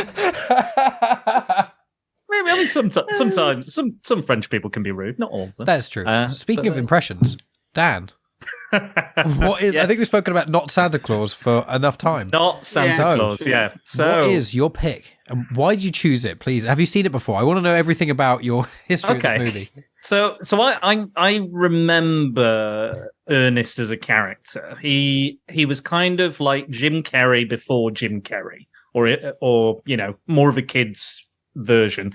He was created by Jim Varney, who's an actor and, you know, comedian, what have you, and he would play several characters. He did a series of ads with Ernest as the character, and they became very popular. And then he did a film, I think it's The Many Hands of Dr. Otto something, and Ernest was in that, and then kind of springboarded in to quite a long film franchise for Ernest. I think it's like 7 or 8 films. Like, it's crazy. Like Ernest Goes to Jail, Ernest Scared Stupid, Ernest Goes to Camp, lots of sort of stuff. So I thought, to be honest, I was probably going to save it for my own podcast, but I thought, why not? Chuck it in here. I've never seen it. It'll be interesting to see what it's like. And I stuck it on.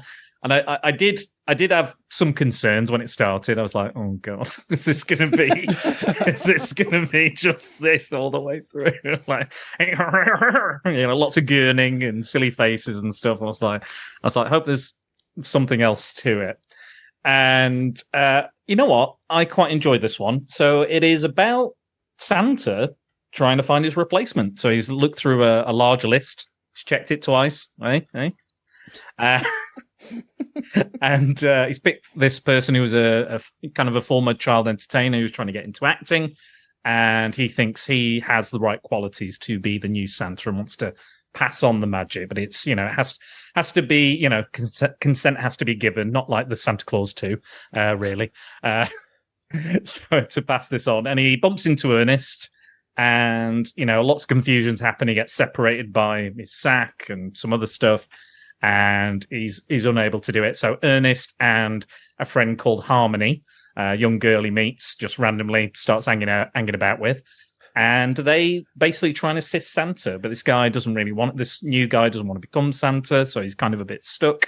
And he's kind of effectively saying, again, the magic will die unless he gives the magic over to somebody else. So much like the Santa Claus. But I think that this might not, I don't know. I think it is better than the Santa Claus 2, but then I can understand why people wouldn't think that as well. I think what I enjoyed the most was the central performance by the Santa. I thought he was brilliant. I thought he was really nice. He came across well. I think it's really hard to be really nice and sincere and warm and open. I think it really takes some doing to do that. And I think because we follow him as opposed to Ernest, I think it kind of works. I think if it was just Ernest going, playing all these different characters, then I think it would probably have ticked me off. But when he turned up, I was like, I don't mind Ernest, he's fine. But yeah, I think I remember I read the director said this was probably one of the best Ernest films, or is the best one he directed, and he directed several of them. So guys, you're on the ground floor, so it's all downhill from here for Ernest films. But apparently as well, it was a script that was not originally an Ernest film. And the writer was told, we're going to turn this into an Ernest film. The writer took his name off it. So, but yeah, the central idea is that. But yeah, it's a fun, wacky adventure. There's reindeer. There's all the kind of stuff. I really enjoyed when the new guy's auditioning for a Christmas film, and then it turns out to be like a Christmas horror film called Santa's Sleigh, and Santa gets very upset because it's all about harming or scaring children. But yeah, I like it. It's very, again, it's not like the other one. It's clearly probably the worst out of these films that we picked. I'll be honest. I think maybe Santa Claus 2. I'm not sure. Borderline. But I think there's a charm to it, and got me some feels at some point. I thought, because I really liked this Santa, and I thought he was like a nice old dude, and he actually voiced the Sultan in Aladdin. And cool. Jim Varney played Slinky in Toy Story as well. Yeah, I noticed that when we watched. But I was going to say, I realized we forgot to mention, Muppet Christmas Carol was the first Muppet film distributed by Disney, which is why it counts as a Disney discussion movie. Santa Claus, Disney original. Nightmare, I think, was funded and also released by Disney as well. And then Ernest, is Ernest just a Disney property as well? So it was distributed by Touchstone. So Disney owned Touchstone, but then they brought it back in. So Touchstone doesn't really exist anymore. But it was one of several Ernest films that Disney produced. But then I think some of the other ones, I think the rights were sold off or something. And the annoying thing was, just as we were about to watch it, we realized it was fucking taken off Disney Plus, which was really annoying. And I was like, I hate when they do that. Just like a Christmas movie, you think, better get that on the streaming service. Nah, take it off. Take that shit right off. We don't want anything to do with this guy. But yeah, Jim Varney's no longer with us, but I think he's definitely a talent, and I think some of his characters work better than others. I quite like the Snake Wrangler. in the film, and that was one of my favorites. But yeah, it's fun. I like Harmony's story as well, and like about her not being selfish and stuff. I did think maybe who's going to be the replacement, because this guy didn't seem quite right towards the end. Until he comes around. And then I thought maybe Harmony would have made a great Santa, or Ernest even. And I think initially it was going to be Ernest, but I think Disney poo-pooed that idea because he's a klutz and stupid and, but I think he's somewhat relatable as well, being the klutz that I am and a bit stupid here and there. But yeah, I liked it. But I don't know what you guys think. Ria, did you want to start? No, I want Megan to go first. I thought it was all right. That's good. That's from Megan. That's done. Good. I mean, there are many things in this film that I don't like, but it's not things that are specific to the actual plot of the story. I hate the faces he makes. The one thing that really pissed me off was the fucking guy in the factory. In the warehouse with the reindeer. And when he did that weird eye thing, it was so annoying. It just took me out of the film. I was like, why? I don't understand. There's no need for it. Why is it here? I need an answer. It's the one ultra cartoon. I did learn, looking through the IMDb, I did learn that they are on another ad that the same company ran. So they were characters from another set of ads. Right. So some of the stuff they might have been doing might have been from those ads. I see. But yeah, I don't know 100% because I've never seen them. So. Yeah, I don't like weird things. So I know, and this is why I'm forcing you to watch them. So, for the most part, I liked this film. Although I do have some issue, because how old is Harmony meant to be?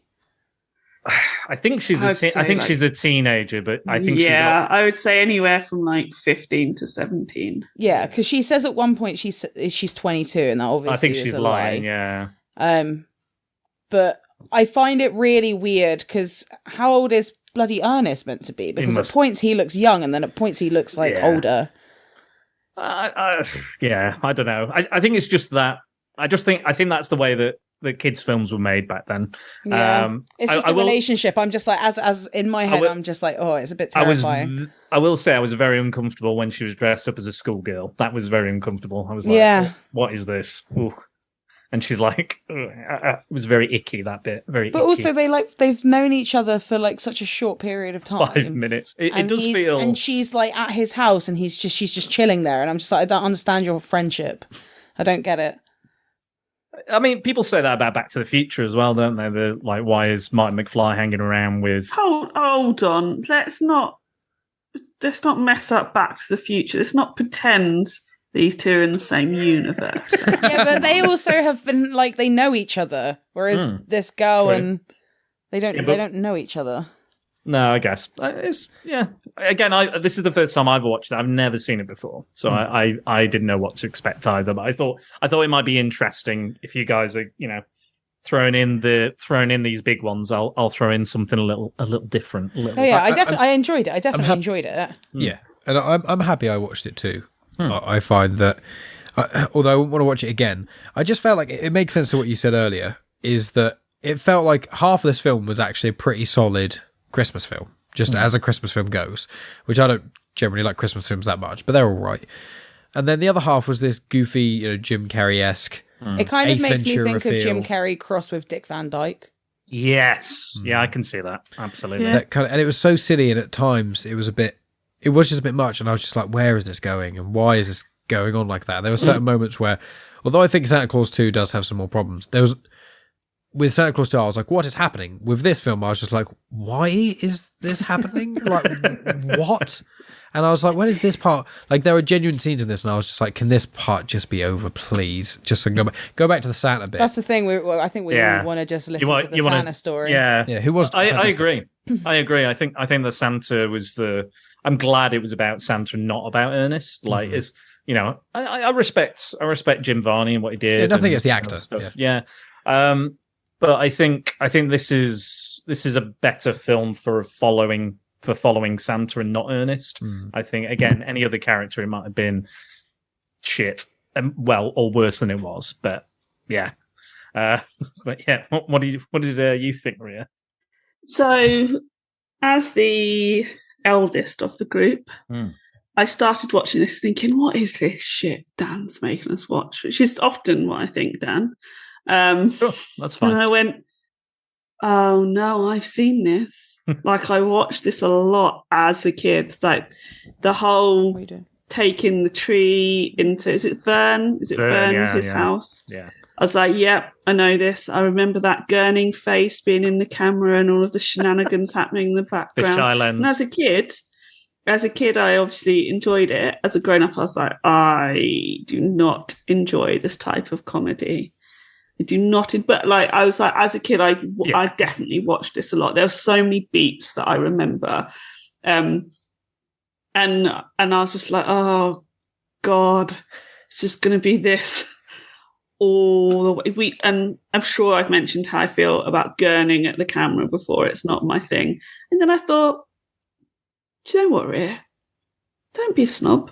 It's not your taste. Just enjoy it. Just go for it. It's Christmas. It's a Christmas film. I also really like the Santa character. I thought he was great. I was like, so interesting. Like, that's the whole story I'm proper interested in. Like, how he's decided, how he knows he's at the end of being Father Christmas, and how he's then found this Joe guy, you know, and the Joe feels like very Mrs. Doubtfire, all of that sort of stuff. I was like, oh, I'm really enjoying this, like that side of it. And I was like, ignore the gurning, like it's actually not in it that much. No. Is Ernest annoying? Yeah, but as a kid you liked him being annoying, like that was a thing. And so I just sort of sat and I was like, I let it wash over me, and I went, do you know what? It's actually all right. I've actually enjoyed myself.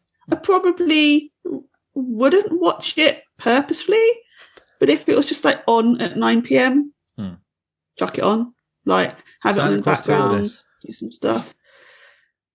Why does it have to be a battle, Mike? What if it's both?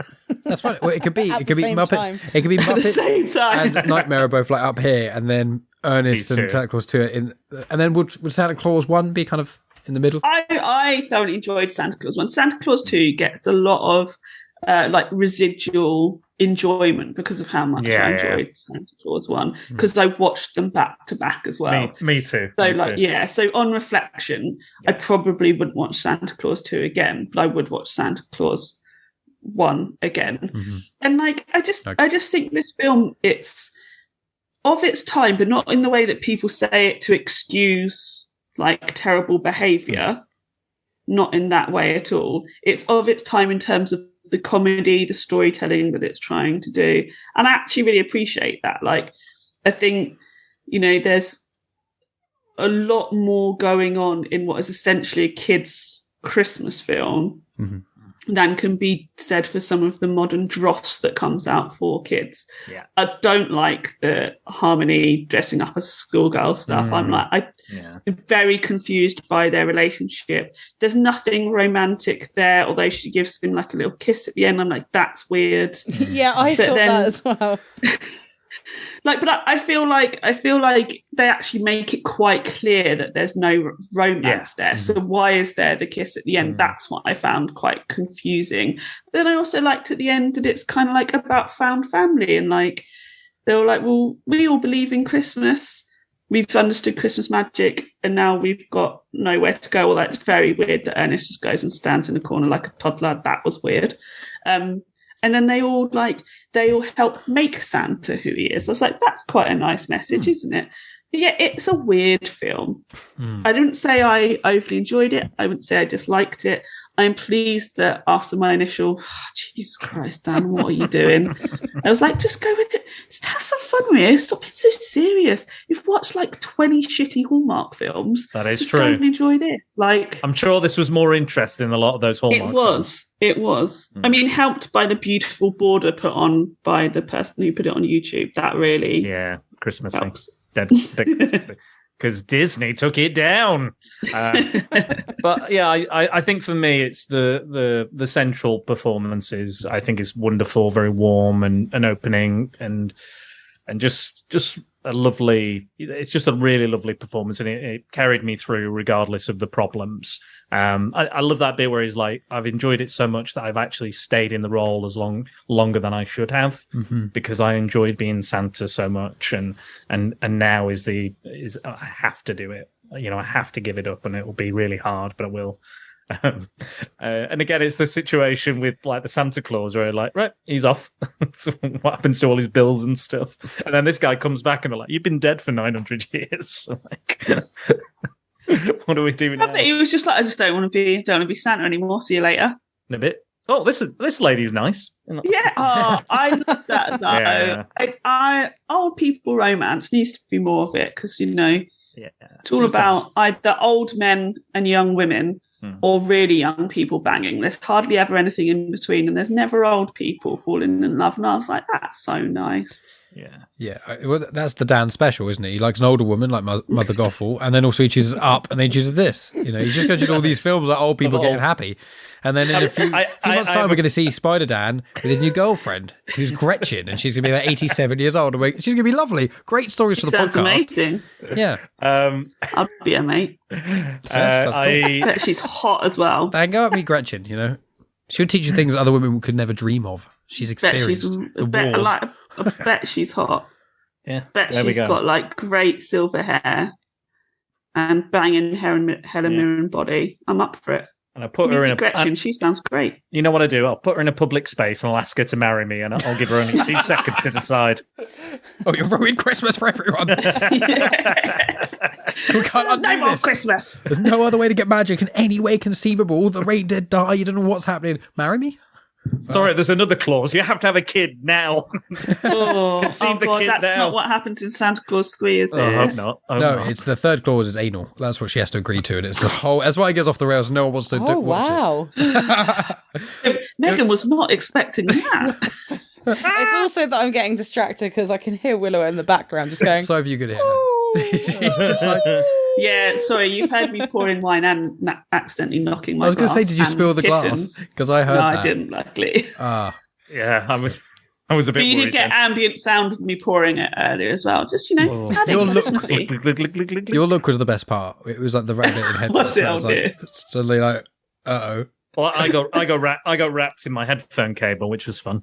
I had to undo that. We're experiencing the greatness, but I did really enjoy Dan Ernest. It was a good fun watch. I always like when you choose weird films. I'm always like, I have no idea what I'm going to go for, and I really enjoyed Watcher in the Woods. I thought that was banging, and I'm so glad that we watched something wicked. Film.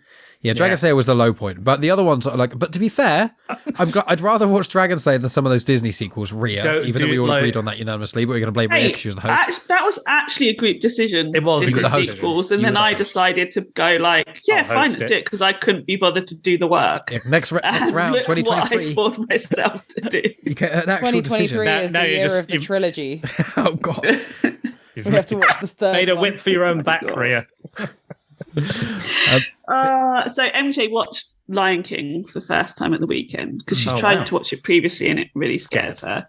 And we've got a book from the nursery, has a library, so we were reading that. And so she went, "I'll be brave, Mummy. I'll watch Lion King." Aww. She watched it and loved it. And also, we went to Disneyland Paris. They had like some stuff from Lion King, and she loved it. And so we watched it, and then immediately, obviously, it suggests Lion King 2. And she went, "Can we watch that as well, Mummy?" And I went, "No, that's not available right now." No. She was like, "No, I can see it on the screen, Mummy." And I'm like, "Up on TV." Oh, at least, Mummy, it was on the screen. No, it wasn't. It was just an advert. You imagined it. You imagined it. Like gaslighting my own 4-year-old. There's also Lion King 1.5, don't forget, as well as Lion King 3 and the Lion King series and the other Lion King series. Yep. There's lots of them. At least it was a Mulan too. Luckily, you switched that one off before. Oh, yeah, because she loves Mulan, so I'd be in right trouble if it was. Imagine if she preferred that to the original. I'd be so upset. More problematic marriage stuff in that. So upset. Is there anything else with any of these incredible films that you want to mention? Well, Ria asked in our Discord. Oh, yeah. For some comments. I don't know if Ria has them. If Ria.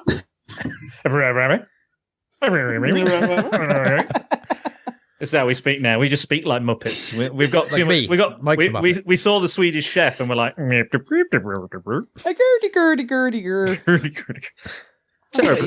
racist. Terribly racist. That's what he does. I know. No, I'm not saying you are. I'm saying the characters.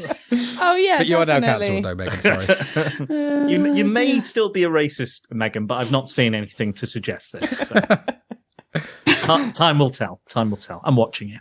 That's all right. Should we move into comments? what I asked on the Discord? Do it. Yeah, absolutely. I forgot that I'd asked that question, so thanks, Dan. That's right. I'll quickly get up the Discord. Good diversionary racist chat happening. You're Thank welcome. You for that. Aren't we all? I'm here for your entertainment. Aren't we all a little bit racist sometimes? Isn't that right, Avenue Q? Well done. You've seen Avenue Q. Well done. I have. We've all seen it here. Yay. I've seen it twice. Okay. Show off. Sorry. Oh, such a show off. It's fine. Chaotic. That's my whole thing.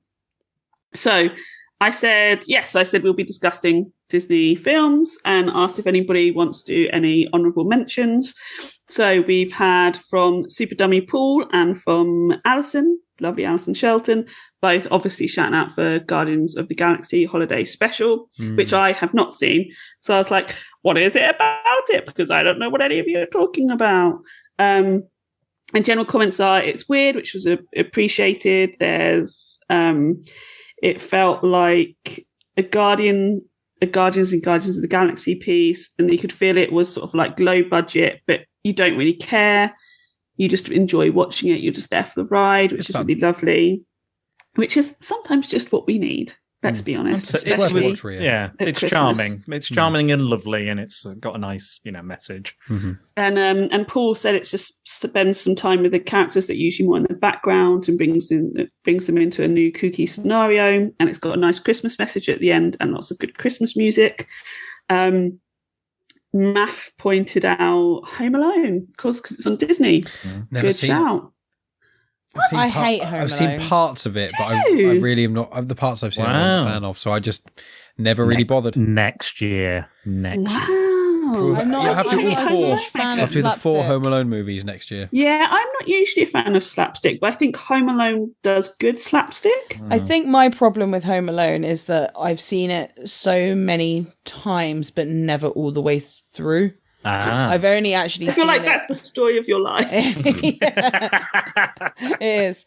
I've seen it loads, but yeah, I think I've seen it once or twice all the way through, but it's just not. I find Macaulay Culkin annoying.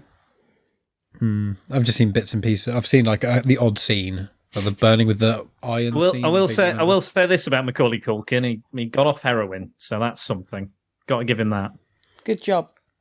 I mean, as a person, he's incredibly interesting, and he should be very listen to proud a of. podcast. Oh yeah, no, I mean the child in the film. I don't mean the actor himself. Yeah. We listen to podcasts because I've seen. I've seen him in My Girl. I really liked him in that film. Not seen that. Yeah, that's now that's a tearjerker, isn't it? Fucking dark. Yeah. It can't be a beat. He can't see without his glasses. That's awful. It's so sad. We don't need tears right now. We're high on Christmas. Stop it. Christmas comments. Of course. So Tony said, obviously, Muppets is the best of the best. He dislikes Christmas in general, so most of the time Christmas movies are not his jam. However, it was seeing Donna Reed in It's a Wonderful Life that made him know that he liked girls. I love that movie. Which is fantastic.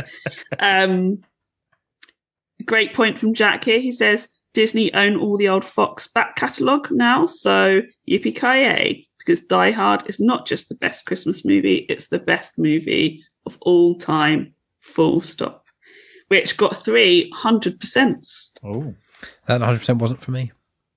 I'm joking. I think Die Hard is a cracking Christmas movie. Not say it's the best movie ever, but in the action movie sphere, it's hard to beat, to be fair to it. Like, there's very few action movies you could say are basically flawless like it is. Very good film. Yeah. So that's it. That's our comments. I probably should have done it earlier and done it on like social media, but next year. I only thought about it at the last minute because somebody else put on Discord, "Oh, I'm talking about this thing. Any comments?" And I thought, "Oh, I should probably do that for our podcast." Thanks for helping with me on admin. I never remember to do that with my podcast ever. Like with Genuine Chit-Chat is always interview stuff. I'm just always like, if I start asking people for their questions, half the questions I ask these people are going to be questions other people want to know, and I want to ask my questions. So I'm like, no, me. It's no, not for my you. You listen. show. You get no involvement whatsoever in my questions. Thank you very much. No, not Genuine Chit-Chat for you peasants. No, but I think next year we'll maybe, we can watch Home Alone, and then we can maybe try and do comments earlier on and see. Maybe we get the audience to vote. For all of them, really. Maybe I'll do it in future. If you guys forget, I'll do it. Dan's just volunteered. Do you hear that, Ria? Dan's just volunteered. And I'm already vetoed from it because... Yeah, so Dan's just volunteered, everyone. All the social media to do with Disney discussions is now 100% on Dan. I was joking. Not all. I have to... I'll still be editing this episode and putting it together. I had a break after She-Hulk. I was like, I can't do the social media for it. It's a lot to deal with, isn't it? Especially for you. That was 9 weeks of covers every day. It was a bit much. I can't stand doing like 1 or 2 posts a week, and I'm doing it. I'm like, oh my God, I hate doing social media. And then going on all the different ones. I've got YouTube now. I've got Mastodon. I've got Hive. I'm not using Hive because it doesn't allow you to copy and paste, so I can't be asked. It doesn't allow you to copy and paste. That enough for me is a no. I know. I did look into Hive or Mastodon. I was like, let me wait for Twitter to see if it actually crashes or if it's just a big internet overreaction. I'm still on both. I'm still on all of them. We'll see. But that was some amazing comments. Thank you guys for sorting that. Any final words before we plug ourselves shamelessly as the year comes to an end? Any final words about these Christmas movies or anything else anyone wants to say? Happy Christmas.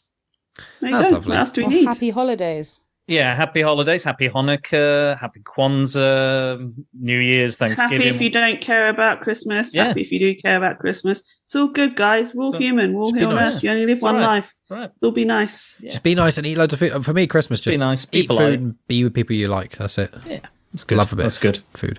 All right, well then, so next year we'll be starting off. I think we're just going to do the cycle again. I don't know if that means it starts with me. I think it might do.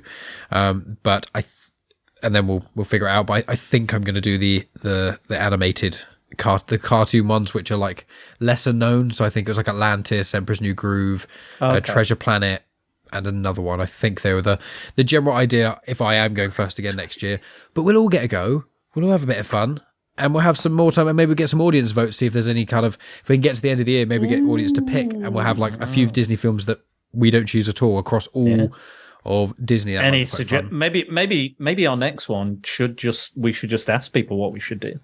Yeah, we could definitely do that, even if we got a theme or something. But we'll figure it out, friends. This is podcast admin, Ria's favourite part of the show. So you can just normally we do this after recording, and I go, I've got to go, bye, and leave them all to do it. Yeah, and then I do it on Discord, and then Megan gets to not be involved. So me and Dan are always on every part. Now you've made a giant collective out of them on film. Yeah. You're going to be doing a lot more. I'm going to be the admin queen. It is delightful. When you're doing everything off your own back, it is a lot. It's a thing. It's definitely a thing. Let's stop telling people about admin and tell them where they can find us. You can find me at Ria Carrogan on Twitter or at Ria Carrogan on Instagram. Look out for me in January for at FemOn, the new collective that I'm starting up with. People you've heard from before, Alison, Ada, Tonya, and Jess. It's going to be amazing. Come join us. It is Christmas. Times are hard. If you can afford it, if you can pick up a few extra things in your shopping trolley when you go shopping, please donate to your local food bank. Please donate to the Trussell Trust. People need help more than ever right now. And if you need help, do not be ashamed. Go and speak to your food bank. Go and speak to Citizens Advice. Go and speak to your local council. And let's all just love each other and help each other. And we all deserve to be warm and fed and happy all the time, but especially over the festive period. So, love you all. That's why I wanted to end it with Ria, because I knew hers would be smashing. Oh, sorry. That's why I was going to be like, right, we'll go first. Ria's going to do the charity. She can't do intros. She can't do intros or plot descriptions, but when she's checking out of the podcast, she's on fire. I'm done. I've got to go. I've got to go to bed. Yeah, well, you can find me at Genuine Chit-Chat on Instagram, Twitter, and on Facebook, and you can find me at Star Wars Comics and Canon on the Comics Motion feed, and a few other places as well. Megano? Find me on Instagram, Grits Gets Fit. Not going to spell it out for you. You probably won't see me post that much. Sometimes I do, sometimes I don't. That's me. Find her on. Are you going to post a picture of your Christmas tree? Yeah, I will. Although there was a bit of an ordeal with the Christmas tree, but I wanted a bigger one and the bigger one didn't fit, and then it made me sad. So now we've got the skinny one from last year. But I will eventually post a picture of my I don't know why, but I had some very dirty thoughts then when you said all that. Well, because I'm about to be really wholesome and say I love pictures of Christmas tree. You know how everybody else complains, like, there's pictures of Christmas trees all on my social media. I'm like, yeah, awesome. Send me pictures of your Christmas trees. I will. Yeah, do it. Dan. Before I plug myself, I'm currently in. If you're unlike Megan and like weird Christmas films, come and check my podcast out because I'm doing Alternativity Stories, which are alternate holiday films around the festive period, and comics. I've just done Klaus, which is an origin story for Santa in comic book form, which is really, really good. It's a bit of a hodgepodge at the moment because there's been a lot of cancellations and there's been some other stuff. So I might record an extra one with an extra guest, because things might need to be shifted. But there should be 4 podcasts in total, and we'll see what they are. I'm not entirely sure just yet, but they will happen. I will make them happen just in time for Christmas. But yeah, it's one of my favorite periods. It's always really hard to plan and get people sat down and recording, but I always manage it somehow. So yeah, check those out. Dan at Dan_Bores on Twitter, Secret Bores on Facebook, Spider Dan Secret Bores on Instagram, and I'm on Mastodon and all those other things. Goes to my website, all the other links are there, and all the other good stuff. And this stuff is on there as well, all the Disney discussions and anything I've done with Mike or Megan or Ria or the Comics in Motion people. Bye. I'm done. Amazing. Final thing, video versions of Disney discussions. You can watch a bunch of them on YouTube as well, in a YouTube playlist. So if you fancy that and see our lovely faces in this, and I've made a playlist on my YouTube as well. Don't go to that one, only mine. Although I forget that it's videos. So every so often I shove Mike off of me because he gradually starts leaning on me. I just want to So every so often in the video, you'll just see me shove Mike out of the way. Let me just come back on. It looks like I'm insane, but it's actually her, because the line of our arms touching is where the microphone is. Yeah. So it just looks like I'm mad. Again, it's that inner Tim Allen of you coming out. Just, that Don't inner swear at me, Dan. that inner Trump supporter is coming out of you. Oh yes, that inner Trump supporter that's deep inside me. Mm-hmm. Yes, I love that orange man. What a hero of the greatest nation on earth. I really feel your passion. Yeah, I don't think America's the greatest nation on earth. I think it's probably one of the worst Western ones. Oh no, drop a bomb in the middle of at the end of the podcast. Bye guys, Merry Christmas, Happy Holidays. We love all of you. Thank you for listening. Hope you have a great year, and we'll see you in 2023. Bye. Bye.